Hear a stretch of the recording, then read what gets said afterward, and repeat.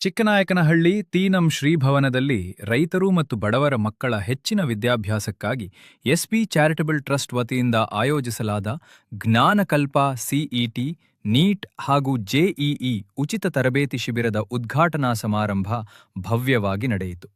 ಈ ಕಾರ್ಯಕ್ರಮವನ್ನು ಗಣಿ ಅಭಿವೃದ್ಧಿ ಪ್ರಾಧಿಕಾರದ ಮಾಜಿ ಅಧ್ಯಕ್ಷರಾದ ಡಾ ಸಿ ಸೋಮಶೇಖರ್ ಅವರು ಟ್ರಸ್ಟ್ನ ಎಲ್ಲಾ ಪದಾಧಿಕಾರಿಗಳೊಂದಿಗೆ ಉದ್ಘಾಟಿಸಿ ಮಾತನಾಡಿ, ಈ ತರಬೇತಿ ಶಿಬಿರವು ಯಾವುದೇ ಸ್ವಾರ್ಥವಿಲ್ಲದೆ ಕ್ಷೇತ್ರದ ವಿದ್ಯಾರ್ಥಿಗಳ ಶೈಕ್ಷಣಿಕ ಅಭಿವೃದ್ಧಿಗಾಗಿ ಹಮ್ಮಿಕೊಳ್ಳಲಾಗಿದೆ ಎಂದು ತಿಳಿಸಿದರು.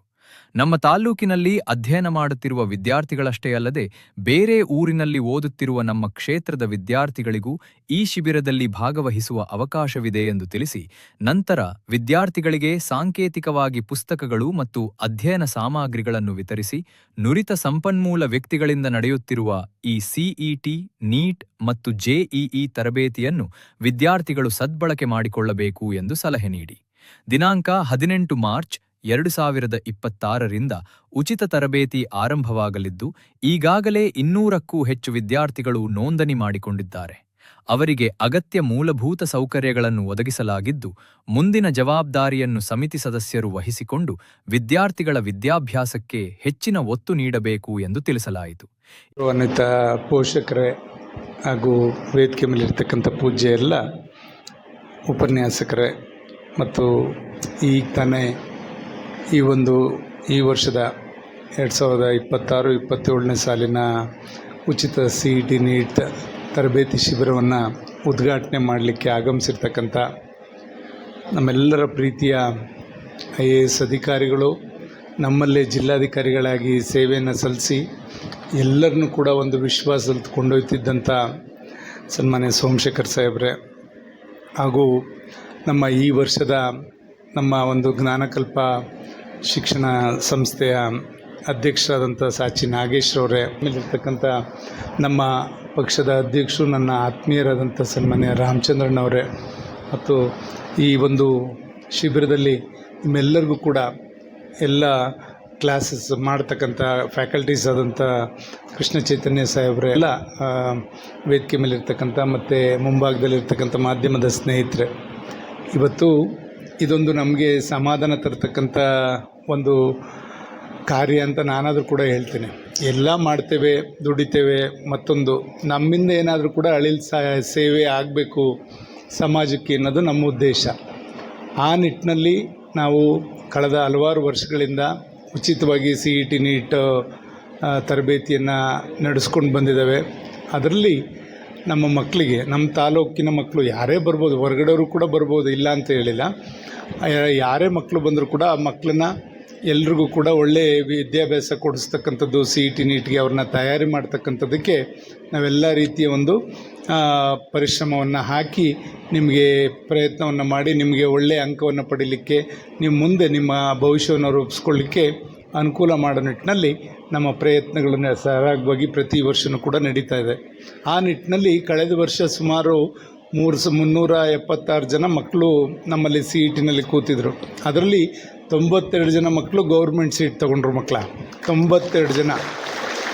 92 ಜನದಲ್ಲಿ ಅದರಲ್ಲಿ ನಿಮಗೆ ಇದನ್ನು ಕೊಡ್ತೇನೆ, ಕಟ್ ಆಫ್ ಎಲ್ಲ 56 ಜನ ಇಂಜಿನಿಯರಿಂಗ್ ಹೋದರು, ಕೆಲವರು ಅನಸ್ತಿಷ್ಯಾ ಆ ಥರ ಇದಕ್ಕೆ ಹೋದರು, ಮತ್ತು ಬೇರೆ ಬೇರೆ ಕೋರ್ಸ್ಗಳಲ್ಲಿ ಗೌರ್ಮೆಂಟ್ ಸೀಟ್ನ 92 ಜನ ಮಕ್ಕಳು ತೊಗೊಂಡ್ರು. ಅವ್ರಿಗೆ ಏನು ಮಾಡಿದ್ವಿ ನಾವು ಕಳೆದ ಕೆಲವು ದಿನಗಳಿಂದ, ಯಾವಾಗ ನವಂಬರ್ 26 ನಾವೆಲ್ಲ ಕರೆದ್ವಿ, ಆ ಮಕ್ಕಳನ್ನ ಕರೆದು ಅವ್ರಿಗೆ ಏನು ಬೇಕು ಅವ್ರು ಕೇಳಿದ್ದನ್ನ ಕೊಡಿಸೋವಂಥ ಕೆಲಸ ಮಾಡಿದ್ವಿ. ಲ್ಯಾಪ್ಟಾಪ್ ಕೇಳಿದವ್ರಿಗೆ ಲ್ಯಾಪ್ಟಾಪು, ಬುಕ್ಸ್ ಕೇಳಿದವ್ರಿಗೆ ಬುಕ್ಸು. ಯಾಕೆಂದರೆ ಅವ್ರ ವಿದ್ಯಾಭ್ಯಾಸಕ್ಕೆಲ್ಲೂ ಕೊರತೆ ಆಗಬಾರ್ದು. ಅನುಕೂಲಸ್ಥರು ಎಲ್ಲೋ ತೊಗೋತಾರೆ, ಆಗದೇ ಇದ್ದವ್ರಿಗೆ ಅದರಿಂದ ವಂಚನೆ ಆಗಬಾರ್ದು ಅಂತಕ್ಕಂಥ ದೃಷ್ಟಿನಲ್ಲಿ ಎಲ್ಲ ಸೇವೆನೂ ಕೂಡ ಮಾಡಲಿಕ್ಕೆ ನಾವು ಪ್ರಾಮಾಣಿಕವಾದಂಥ ಪ್ರಯತ್ನನ ನಮ್ಮ ಸಮಿತಿಯವರೆಲ್ಲ ಕೂಡ ಮಾಡಿದ್ವಿ. ಒಂದು ಮಕ್ಕಳು ಪೋಷಕರು ಇಬ್ಬರೂ ಕೂಡ ಇಲ್ಲಿರೋದ್ರಿಂದ ನಾನು ಮನವಿ ಮಾಡಿಕೊಡೋದು, ಈಗಿನ ಪೋಷಕರಿಗೆ ಮಕ್ಕಳನ್ನ ಏನಾದ್ರು ಮಾಡಿ ಒಂದು ದಡ ಸೇರಿಸ್ಬೇಕು, ಅವ್ರನ್ನ ಚೆನ್ನಾಗಿ ವಿದ್ಯಾಭ್ಯಾಸ ಕೊಡಿಸ್ಬೇಕು, ಅವ್ರನ್ನ ಅವ್ರ ಕಾಲ ಮೇಲೆ ನಿಂತ್ಕೊಳ್ಳೋಂಗೆ ಮಾಡಬೇಕು ಅಂತ ಸಾಕಷ್ಟು ಪರಿಶ್ರಮ ಪೋಷಕರು ಕೂಡ ಹಾಕ್ತಾ ಇರ್ತಾರೆ. ಅದು ಖಂಡಿತ ಇರಬೇಕು. ಆ ಮಕ್ಕಳ ಜೊತೆ ಒಡನಾಟ ಇಟ್ಕೊಂಡು ಅವರ ಹಾವಭಾವ ಎಲ್ಲದನ್ನು ಕೂಡ ಪ್ರತಿದಿನ ಅವರು ಗಮನಿಸ್ತಾ ಇದ್ದರೆ ಮಕ್ಕಳು ಒಳ್ಳೆ ರೀತಿಯಲ್ಲಿ ಇವತ್ತು ಶೈಕ್ಷಣಿಕವಾಗಿ ಆಗ್ಬೋದು, ಸಮಾಜದಲ್ಲಿ ಒಳ್ಳೆ ರೀತಿ ಹೋಗಲಿಕ್ಕೆ ಸಾಧ್ಯ ಆಗ್ತದೆ. ಆ ನಿಟ್ಟಿನಲ್ಲಿ ಪೋಷಕರು ಮತ್ತು ವಿದ್ಯಾರ್ಥಿಗಳಿಬ್ಬರೂ ಕೂಡ ಹೆಚ್ಚಿನ ರೀತಿಯಲ್ಲಿ ಹೊಂದಾಣಿಕೆಯಲ್ಲಿ ಹೋದರೆ ಖಂಡಿತ ಇವತ್ತು ನಿಮ್ಮ ಬೆಳವಣಿಗೆ, ಮಕ್ಕಳ ವಿದ್ಯಾಭ್ಯಾಸಕ್ಕೆ ಅನುಕೂಲ ಆಗ್ತದೆ ಅಂತಕ್ಕಂಥದ್ದು ನನ್ನ ಭಾವನೆ. ಅದ್ರ ಜೊತೆಯಲ್ಲಿ ನಾವು ಕೂಡ ಸಮಾಜ ನಿಮ್ಮ ಜೊತೆ ಯಾವತ್ತೂ ಕೂಡ ಇದ್ದೀವಿ ಅಂತಕ್ಕಂಥದ್ದು ನಾನು ಮುಕ್ತ ಮನಸ್ಸಿನಿಂದ ಹೇಳಲಿಕ್ಕೆ ಬಯಸ್ತೇನೆ. ನಿಮಗೆ ಮಕ್ಕಳಿಗೆ ವಂಚನೆ ಆಗಬಾರ್ದು, ಯಾರಿಗೂ ಕೂಡ ಶಿಕ್ಷಣದಿಂದ ವಂಚನೆ ಆಗಬಾರ್ದು ಅಂತಕ್ಕಂಥದ್ದು ನಮ್ಮ ಆಲೋಚನೆ. ಆ ನಿಟ್ಟಿನಲ್ಲಿ ಇವತ್ತು ನಿಮಗೆ CET ನೀಟ್ ಉಚಿತ ಕೋರ್ಸ್ನ ಮಾಡ್ತಾ ಇರ್ತಕ್ಕಂಥದ್ದು. ಇದರಲ್ಲಿ ಒಂದು ನಮ್ಮ ವನಿತಾ ಎಲ್ಲಿದ್ದಾಳೆ, ಲಾಸ್ಟ್ ಟೈಮು ನಾವು ಪ್ರತಿ ವರ್ಷ ಏನು ಮಾಡ್ತಾಯಿದ್ವಿ, ಕಡೆಗೆ ಈಗೇನು ಮಾಡ್ತಾಯಿದ್ದೀವಲ್ಲ 1 ತಿಂಗಳು ಕೋರ್ಸ್ ಅಷ್ಟೇ ಮಾಡ್ತಾಯಿದ್ವಿ ಪ್ರತಿ ವರ್ಷ.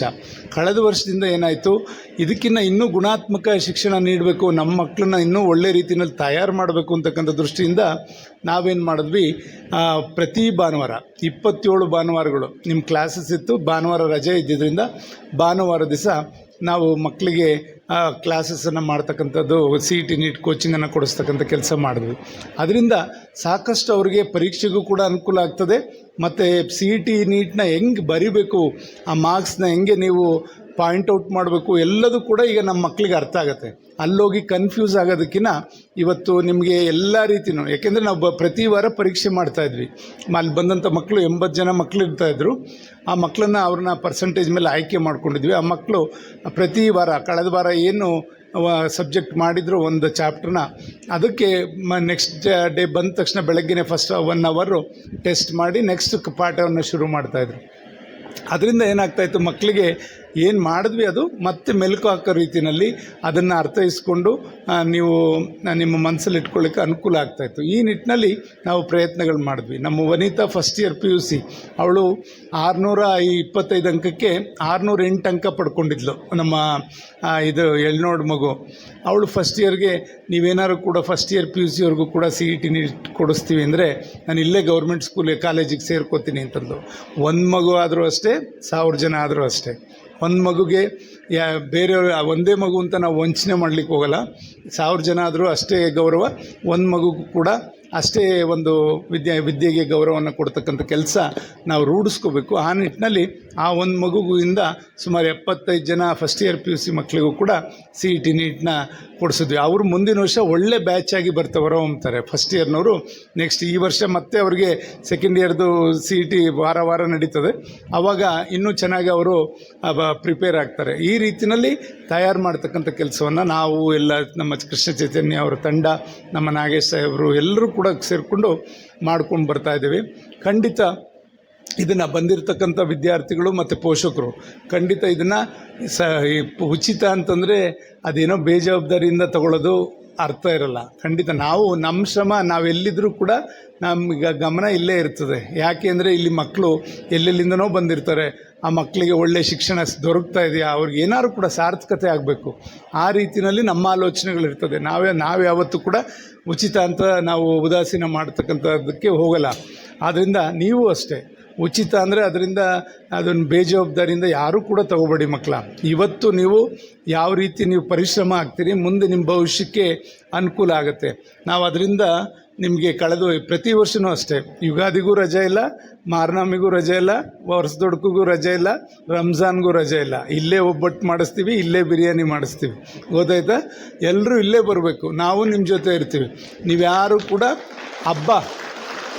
ಹಬ್ಬ ಪ್ರತಿ ವರ್ಷ ಮಾಡ್ಬೋದು ನೀವು ಮನೆಗೆ ಹೋಗಿ, ಮತ್ತೆ ಪರೀಕ್ಷೆ ಬರಲ್ಲ, ನಿಮಗೆ ಸಿಗಲ್ಲ. ಮತ್ತೆ CET ಬರೀಬೇಕು ಅಂದರೆ ಇನ್ನೊಂದು ವರ್ಷ ಕಾಯಬೇಕು, ವೇಸ್ಟ್ ಆಗುತ್ತೆ ನಿಮ್ಮ ಟೈಮು, 1 ವರ್ಷ. ಆದ್ದರಿಂದ ಯುಗಾದಿನೂ ಇಲ್ಲೇ ಮಾಡ್ತೀವಿ. ಯಾಕೆಂದರೆ ಫಸ್ಟ್ ಡೇ ಆದಮೇಲೆ ಸೆಕೆಂಡ್ ಡೇ ಯುಗಾದಿ, ಗುರುವಾರನೇ ಯುಗಾದಿ ಬರ್ತಾಯಿದೆ. ಬುಧವಾರ ಮೊದಲೇ ಕ್ಲಾಸಸ್, ನಾಳೆಯಿಂದ ಬೆಳಗ್ಗೆ 10 ಗಂಟೆಯಿಂದ ಕ್ಲಾಸಸ್ ಇರುತ್ತೆ. ಗುರುವಾರ ಹಬ್ಬ ಇರೋದ್ರಿಂದ ಹಬ್ಬನೂ ಇಲ್ಲೇ ಮಾಡೋಣ. ಭಾನುವಾರ ಒಟ್ಟಿಗೆ ವರ್ಷದೊಡಕ್ಕೆ ಮಾಡೋಣ. ನಾನು ಇರ್ತೀನಿ ನಿಮ್ಮ ಜೊತೆ. ಗೊತ್ತಾಯ್ತಾ? ಯಾರ್ಯಾರು ಏನೇನು ತಿಂತೀರ ಹೇಳಿದ್ರೆ ಎಲ್ಲದ್ರಿಗೂ ಕೂಡ ಮಾಡಿಸ್ತೇವೆ. ಆ ಥರ ನೀವು ಆ ಥರ ಒಂದು ಡೆಡಿಕೇಶನ್ ಇರಬೇಕು ಮಕ್ಕಳ. ನೀವು ಇವತ್ತು ಹಬ್ಬಕ್ಕೆ ಇಲ್ಲ ಯಾವುದೋ ಒಂದು ಫಂಕ್ಷನ್ಗೋ ಮತ್ತೊಂದಕ್ಕೋ ನೀವು ಮಿಸ್ ಮಾಡ್ಕೊಳ್ಳೋದು, ಇದೆಲ್ಲ ಮಾಡ್ಕೋಬಾರ್ದು ಮಕ್ಕಳ. ಆ ಥರ ನೀವು ನಿಮ್ಮ ಒಂದು ಕಮಿಟ್ಮೆಂಟ್ ಇರಬೇಕು. ಕಮಿಟ್ಮೆಂಟು ಡೆಡಿಕೇಶನ್ ಎರಡೂ ಕೂಡ ಇರಬೇಕು. ನೀವು ಬಂದಾಗ ಏನು ಫ್ಯಾಕಲ್ಟಿಗಳಲ್ಲಿ ನಿಮ್ಗೆ ಹೇಳ್ತಾರೆ ಅದನ್ನು ಗ್ರಹಿಸ್ಕೊಂಡು ಅರ್ಥ ಆಗಲಿದ್ದರೆ ಮತ್ತೆ ಕೇಳಿ ಅದನ್ನು ಅರ್ಥೈಸ್ಕೊಳ್ಳೋವಂಥದ್ದು ನಾವು ಹೇಳಿದ್ದೀವಿ. ಅವ್ರ ಫ್ಯಾಕಲ್ಟಿಸ್ಗೂ ಹೇಳಿದ್ದೀವಿ, ಮಕ್ಕಳಿಗೆ ಅರ್ಥ ಆಗದೇ ಇದ್ದರೆ ನೀವು ಇಮಿಡಿಯೇಟ್ ಅದನ್ನು ಯಾವ ಥರ ಬದಲಾವಣೆ ಮಾಡಿ ಈಗ ಅದನ್ನು ಅವ್ರಿಗೆ ಮಕ್ಕಳಿಗೆ ಅರ್ಥ ಆಗೋ ರೀತಿಯಲ್ಲಿ ಹೇಳಬೇಕು ಎಲ್ಲ ಕೂಡ ಹೇಳಿದ್ದೇವೆ. ಆ ರೀತಿಯಲ್ಲಿ ನೀವು ಏನಾದ್ರು ಸಮಸ್ಯೆ ಇದ್ದರೂ ಕೂಡ ನಮ್ಗೆ ಹೇಳಬೇಕು. ಅಲ್ಲಿ ಎಲ್ಲದಕ್ಕೂ ಕೂಡ ನಮ್ಮ ಸಮಿತಿ ಸದಸ್ಯರಿದಾರಲ್ಲ ಅವರೆಲ್ಲ ಅವ್ರ ಕೆಲಸ ಕಾರ್ಯಗಳು ಬಿಟ್ಟು ಎಲ್ಲರೂ ನಾವು ನಿಸ್ವಾರ್ಥದಿಂದ ಸೇವೆ ಮಾಡಲಿಕ್ಕೆ ನಾವು ನಿಮ್ಮ ಜೊತೆ ಇದ್ದೀವಿ ಮಕ್ಕಳ. ಇಲ್ಲಿ ಎಲ್ಲ ಅಲ್ಲಿರ್ತಕ್ಕಂಥವರೆಲ್ಲ ಗಣ್ಯರೇ, ಹಿಂದೆ ಇರೋರು, ಅವರೆಲ್ಲ ಒಂದೊಂದು ಸಮಾಜದ ಮುಖಂಡರುಗಳು, ಅಧ್ಯಕ್ಷರುಗಳು, ಅವರೆಲ್ಲ ಸೇರ್ಕೊಂಡಿದ್ದು ನಾವು ಮಾಡ್ತಾಯಿದ್ದೀವಿ. ಅಂದರೆ ನಮ್ಮ ತಾಲೂಕಿನ ಮಕ್ಕಳು ಶೈಕ್ಷಣಿಕವಾಗಿ ಮೇಲೆ ಬರಬೇಕು. PUCವರೆಗೂ ನಾವೇನಾದ್ರು ಕೂಡ ಒಂದು ದಡ ಸೇರಿಸಿದ್ರೆ ಆಮೇಲೆ ಅವ್ರ ಜೀವನ ಹೆಂಗಾದರೂ ರೂಪಿಸ್ಕೋತಾರೆ ಅಂತಕ್ಕಂಥದ್ದು ನಮ್ಮ ಭಾವನೆ. ಈಗ ಇದಕ್ಕೋಸ್ಕರ ನಾವು ಮುಂದೆ ಒಳ್ಳೆ ಶಾಲೆಗಳು ತರ್ತಾಯಿದ್ದೀವಿ. 10 ಶಾಲೆಗಳು ಚಿಕ್ಕನಾಯಕನಹಳ್ಳಿ ತಾಲೂಕಿಗೆ ಬರ್ತಾಯಿದೆ. ಒಂದೇ LKG UKGಯಿಂದ PUCವರೆಗೂ. ಅಲ್ಲಿ 6ನೇ ಕ್ಲಾಸಿಂದನೇ CET NEET ಕೋಚಿಂಗು ಈ ಥರದ್ದೆಲ್ಲ ಕ್ಲಾಸಸ್ಸು ಗೌರ್ಮೆಂಟಿಂದನೇ ಫ್ರೀಯಾಗಿ ಮಾಡ್ತಾಯಿದ್ದೀವಿ. ಆ ಥರ ಒಂದು ಕ್ಲಾಸಸ್ನು ಕೂಡ ಇವತ್ತು ತರ್ತಾಯಿದ್ದೀವಿ. ಮಕ್ಕಳಿಗೆ PUCವರೆಗೂ ನಾವೇನಾದರೂ ಕೂಡ ನಾವು ಇದನ್ನು ಫಾರಿನಲ್ಲೆಲ್ಲ ನೋಡ್ಕೊಂಬಂದಿದ್ದೆ. ನಾನು ಹೋದಾಗ ಸರ್ ಅಮೆರಿಕದಲ್ಲೆಲ್ಲ ಸೇಮ್ ಸಿಸ್ಟಮ್ಮು. PUCವರೆಗೂ ಅವ್ರಿಗೆ ಉಚಿತವಾಗಿ ಸ್ಕೂಲ್ಗಳು ಫೀಸ್ ವಿತೌಟ್ ಫೀಸ್ ಅವರೆಲ್ಲರೂ ಕೂಡ ಓದಲಿಕ್ಕೆ ಅನುಕೂಲ ಮಾಡಿಕೊಡ್ತಾರೆ. ಆ ರೀತಿಯಲ್ಲಿ ನಮ್ಮಲ್ಲೂ ಕೂಡ ಮಾಡಬೇಕು ಅಂತ ನಾವು ಇದನ್ನು ಶಿಕ್ಷಣ ಇಲಾಖೆಗೆ ಮತ್ತು ಪ್ರಿನ್ಸಿಪಲ್ ಸೆಕ್ರೆಟರಿಗೆ ಇಟ್ಟಾಗ ಅವರು ಒಪ್ಪಿ ಇದಾಗಲೇ ಕ್ಯಾಬಿನೆಟ್ ಅಪ್ರೂವಲ್ ಎಲ್ಲ ಆಗಿ ನಮ್ಮಿಂದ ನಾನು BU ಅವರು ಇದೆಲ್ಲ 1 ವರ್ಷ ತಯಾರು ಮಾಡಿದ್ದೀವಿ ಸರ್. ತಯಾರು ಮಾಡಿ ಅದನ್ನು ಇಲಾಖೆಗೆ ಸಬ್ಮಿಟ್ ಮಾಡಿದಾಗ ತುಂಬ ಖುಷಿಯಿಂದ ಒಪ್ಪಿ ಇವತ್ತು 100 ಶಾಲೆಗಳು ಇಡೀ ರಾಜ್ಯದಲ್ಲಿ ಕೊಡೋಂಥ ಕೆಲಸ ಮಾಡಿದ್ದಾರೆ. ನಮ್ಮಲ್ಲಿ ಟಿಪ್ಟೂರು, ಗುಬ್ಬಿ, ಚಿಕ್ಕನಾಯಕನಹಳ್ಳಿಗೆ 10 ಸ್ಕೂಲ್ ಆಗಿದೆ. ಈ ಥರ ಒಳ್ಳೆ LKG UKGಯಿಂದ PUCವರೆಗೂ ಒಳ್ಳೆ ಶಿಕ್ಷಣ ಸಿಗುತ್ತೆ. ಅಲ್ಲಿ ಸ್ಟೆಮ್ ಲ್ಯಾಬ್ ಇರ್ಬೋದು, ಮತ್ತು ಸಿಂಥೆಟಿಕ್ ಟ್ರ್ಯಾಕ್ ಇರ್ಬೋದು, ಎಲ್ಲ ರೀತಿ ಒಂದು 6ನೇ ಕ್ಲಾಸಿಂದ CET NEET ಕೋಚಿಂಗ್ ಈ ಥರ ಶಾಲೆಗಳನ್ನ ತರಲಿಕ್ಕೆ ಮುಂದಾಗ್ತಾಯಿದ್ದೀವಿ ಮಕ್ಕಳ. ಮುಂದಿನ ಪೀಳಿಗೆಗೆ ಅದು ಅನುಕೂಲ ಆಗುತ್ತೆ. ಆದ್ದರಿಂದ ನೀವು ಈ ಸಲ ಏನು CETಗೆ ಕೂತ್ಕೋತಾ ಇದ್ದೀರಿ, ನಿಮಗೆಲ್ಲ ಮೆಟೀರಿಯಲ್ಸಿಂದ ಬುಕ್ಸು ಬೇಕಾದಂಥ ನಿಮಗೆ ಸವಲತ್ತು ಇರ್ಬೋದು, ಫ್ಯಾಕಲ್ಟೀಸ್ ಇರ್ಬೋದು, ಅಲ್ಲಿ ಊಟದ ವ್ಯವಸ್ಥೆ ಇರ್ಬೋದು, ನಿಮಗೇನು ಕೂಡ ತೊಂದರೆ ಇಲ್ದಂಗೆ ನೋಡ್ಕೊಳ್ಳೋದು ನಮ್ಮ ಜವಾಬ್ದಾರಿ. ಬಟ್ ಇಲ್ಲಿ ಬಂದಾಗ ನೀವು ಅಷ್ಟೇ ಶ್ರದ್ಧೆಯಿಂದ ನಿಮ್ಮ ಪಾಡಿಗೆ ನೀವು ಓದೋದಷ್ಟೇ ನಿಮ್ಮ ಕೆಲಸ ಇರಬೇಕು. ಯಾಕೆಂದರೆ ನಿಮ್ಮ ತಂದೆ ತಾಯಿಗಳು ಇಲ್ಲಿ ಶಾಲೆಗೆ ಹೋಗಿರ್ತೀರ ಅಂತ ಕಳಿಸಿರ್ತಾರೆ. ನೀವು ಅದನ್ನು ಸದ್ಬಳಕೆ ಮಾಡ್ಕೋಬೇಕು. ಆ ರೀತಿಯಲ್ಲಿ ನಿಮ್ಮೆಲ್ಲರ ವ್ಯಾಸಂಗ ಮುಂದುವರಿಲಿ. ನಾವು ಯಾವತ್ತೂ ಕೂಡ ನಿಮ್ಮ ಜೊತೆ ಇರ್ತೀವಿ ಮಕ್ಕಳ. ಈ ಸಲ ಏನು ನೀವೆಲ್ಲ ಕೂತ್ಕೋತಾ ಇದ್ದೀರಿ CETಗೆ, ಖಂಡಿತ ನಿಮಗೆಲ್ಲರಿಗೂ ಕೂಡ ಒಂದು ಶುಭವಾಗಲಿ.